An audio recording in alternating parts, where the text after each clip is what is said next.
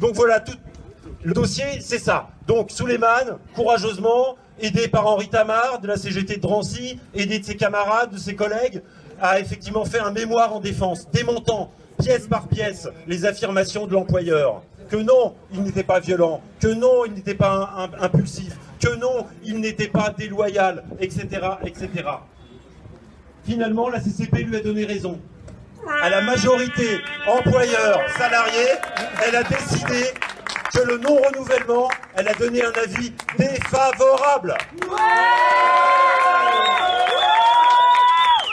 Alors nous, depuis le début, on dit qu'il y a de la discrimination syndicale sur ce dossier. Pourquoi ? Souleymane, c'est un des leaders, un des agents qui ont permis en mars qu'il y ait un mouvement inédit à la DPVD pour l'amélioration des conditions de travail. Et ça faisait plus de 10 ans qu'il n'y avait rien eu à la DPVD. Il a dû faire des alertes CHSCT, mobiliser ses collègues, parce qu'il n'y avait pas de rouleau de PQ, parce que les douches n'étaient pas refaites depuis 10 ans, parce qu'il fallait passer dans des couloirs où il n'y avait pas de chauffage à poil, parce que les vestiaires n'étaient pas aux normes, etc., etc. Sur la NBI, sur les camions, sur un ensemble de points de revendication. On a obtenu, après des jours et des jours de grève et un mouvement inédit, un comité de suivi qui liste 43 points à mettre en œuvre en urgence. Ça, on l'a gagné. Et ça, c'est Souleymane aussi qui l'a gagné avec ses copains, avec ses collègues. Et ça, justement, c'est insupportable pour l'employeur. Donc, ils ont décidé de faire un dossier. Ils ont décidé de ne pas le renouveler parce qu'ils gênent. Et on lui a même reproché en EPA, même le TGA, même la DRH au moment d'un entretien, son problème de loyauté en disant « Vous avez un problème de positionnement entre votre mandat syndical et votre rôle de chef d'équipe. Vous êtes avec nous ou contre nous. Si ça, c'est pas de la discrimination syndicale, qu'est-ce que c'est que cette loyauté ?» Alors ça, cette discrimination soft, elle infuse à tous les étages à Est Ensemble. Un DGA trouve ça normal, effectivement, de se poser la question et d'interpeller un agent en lui disant qu'il a un problème de loyauté et un problème de positionnement parce qu'il a un mandat syndical. Ce n'est pas acceptable. Donc pour nous, ça caractérise clairement la discrimination syndicale sur ce dossier. Donc c'est bien simple aujourd'hui. On demande au président d'Est Ensemble, Patrice Bessac. Il est là. Bonjour. De suivre l'avis de la CCP. La porte de sortie, c'est celle-ci. On suit l'avis de la CCP, qui est une instance paritaire. Sinon, il n'y a plus de démocratie sociale. Sinon, il n'y a plus de dialogue social, comme vous l'entendez. Donc c'est important de suivre l'avis de la CCP. Donc on demande le maintien de notre camarade dans les effectifs d'Est Ensemble territoriale. J'ai appris hier qu'il y avait 2300 enseignants contractuels qu'on a mis à la porte là à la fin de l'école hier. Il y a des milliers de contrats qui sont prévus de finir là le 31 juillet. C'est inacceptable. Ça, c'est des faits concrets. Et il y en a 100 000 qui vont tous les ans au tribunal administratif. Et en 2018, pour leur donner un droit à la défense, on a créé des commissions consultatives paritaires. Ils n'avaient pas le droit à la défense. On nous crée des commissions consultatives paritaires où dedans il y a la moitié des représentants des collectivités territoriales, ville de droite, ville de gauche, la moitié des représentants des collectivités territoriales avec toutes les organisations syndicales. Et cet organisme-là se réunit tous les mois sur les problèmes des contractuels, y compris les problèmes de discipline et de fin de contrat. Parce que ce qui est inadmissible, c'est qu'on ne donne pas de motif de fin de contrat pour permettre aux contractuels de ne pas se défendre. Or là, il y a un motif et il y a des faits concrets de fin de contrat qui s'appellent de la discrimination. Il y a des centaines de discriminations, et vous le savez dans ce département. Mais là, il y a une discrimination sur les enjeux de liberté. Donc, à l'unanimité, à la majorité, il n'y avait pas que la CGT. Le commission consultative paritaire a donné un avis défavorable à sa fin de contrat. Donc, mesurons ça et créons les conditions à travers Souleymane de rassembler l'ensemble des agents qui sont concernés. La deuxième chose, c'est sur les valeurs. On nous parle de valeurs de liberté d'opinion, de liberté de participation. Mais quand vous avez un contrat à durée déterminée, quand vous avez une épée de Damoclès, est-ce que vous pouvez exprimer votre opinion?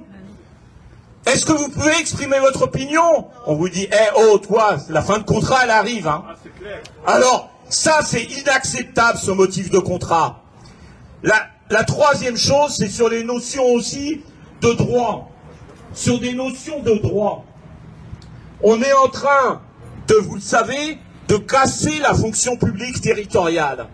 On était dans une fonction publique de carrière, avec ce qu'on appelle un grade, des droits attachés à la personne. Et ça, la différence, vous l'avez, entre Jean-Sébastien et Soleiman. Jean-Sébastien a un grade, c'est ce que j'essaye d'expliquer tous les jours aux fonctionnaires. Mais lui, Soleiman, il a un emploi. Voilà la fonction publique territoriale de demain. Vous avez une fin de mandat, et ben tous les salariés sont licenciés. Voilà ce qu'on peut faire avec la fonction publique d'emploi. On peut virer les agents du jour au lendemain. Voilà ce qu'on veut faire. On nous appelle, on nous donne comme argument, et vous savez qu'on s'en prend aussi au droit de grève, on se prend au droit de grève sur la continuité de service public. On ne pourrait pas faire grève parce qu'il faudrait assurer la continuité de service public. Où est la continuité de service public quand on est contractuel? Où est la continuité de service public pour les usagers, les citoyens quand on est contractuel? Si on est titulaire, c'est parce qu'on peut assurer cette continuité. Les camarades avant moi, la CGT, c'est un outil dont se sont dotés les salariés pour s'organiser et se défendre face au patronat. Parce qu'il n'y a aucun patron en France et nulle part ailleurs qui va prendre soin de ses employés. Donc nous sommes organisés, nous nous organisons pour défendre les conditions de travail et c'est ce qu'a fait Soleiman et c'est ce qui lui est reproché aujourd'hui. Donc oui, il y a les instances représentatives du paritaire et pour une fois, je dirais, elles nous ont donné raison, donc encore plus fort que ça. Et aujourd'hui, ce qui est important, c'est la mobilisation. Parce que vous l'avez vu, on a accueilli le patron, il a bien senti la pression.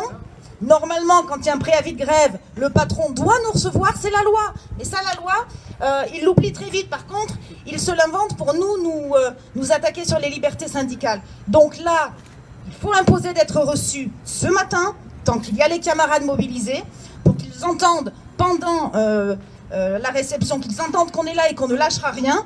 J'espère vraiment que ça donnera quelque chose de positif. Et il n'y a pas de raison.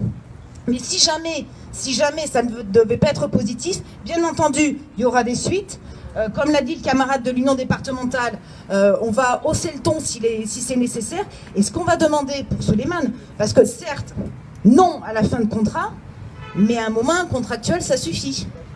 À un moment, il faut aussi avoir la titularisation. On a un statut et il faut l'avoir. Et dans un ensemble comme Est Ensemble, il est inadmissible d'avoir des contrats comme ça qui perdurent.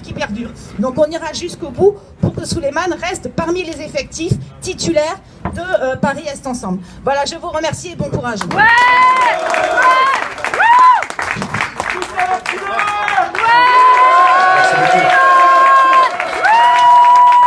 Bonjour à tous, merci à tous d'être ici. Vos visages et les sourires qui les accompagnent expriment la solidarité. Ils sont la pure définition de ces femmes et de ces hommes qui luttent contre les injustices, qui luttent contre les inégalités sociales, qui luttent contre le mépris de classe, qui luttent contre les diffamations et surtout qui luttent contre la discrimination syndicale. Chers camarades, chers amis, votre présence aujourd'hui, c'est un témoignage.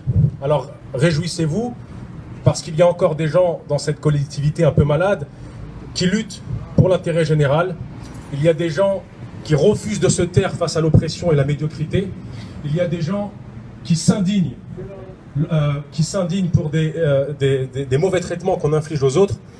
Et pour toutes ces raisons-là, il y en a encore une autre, et on doit aussi le dire, c'est votre présence aujourd'hui, c'est aussi un baume pour nos cœurs. Fatigués de longs mois de lutte face à une administration sourde, muette et froide. Et donc, on ne lâchera rien. Merci à tous d'être ici et vive la lutte. Merci. Bravo, Soleiman! Bravo! Il y a quelqu'un qui veut en dire quelques mots? De ceux qui ont puni les traîtres et les collabos, quand on fait quelque chose, on le revendique. On le fait à visage découvert et on l'assume. À ceux de notre classe qui se vendent pour 4 pièces, à À cela, nous leur disons, vous trahissez les vôtres. On laisse savoir ce qu'elle entend, ce qu'elle voit, sa mémoire, son histoire, son savoir, ce qu'elle croit. On laisse savoir ce qu'elle prétend et ses choix. La rouge, la somme des femmes, des hommes autour de moi. On laisse savoir ce qu'elle entend, ce qu'elle voit, sa mémoire, son histoire.